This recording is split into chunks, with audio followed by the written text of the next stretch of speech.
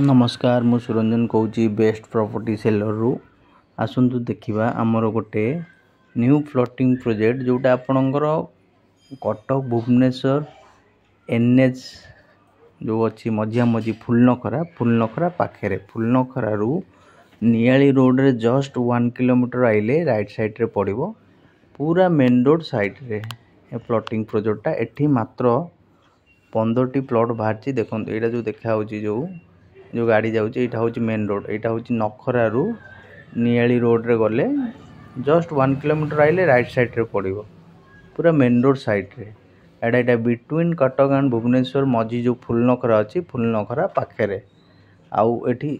चारिपटे देखंतु आपनकर सबू घर ऑलरेडी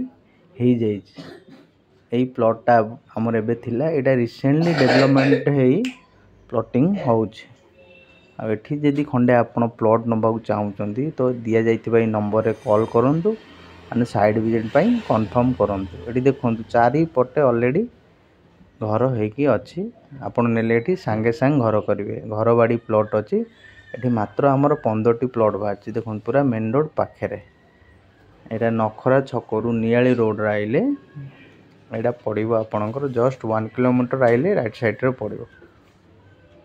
पूरा डेवलपमेंट प्रोजेक्ट जदि एठी आपण खंडे प्लॉट नबाक चाहूचंती ताले ई दिया जाइतवा नंबर रे कॉल करंतु एंड साइड विजिट पई कंफर्म करंतु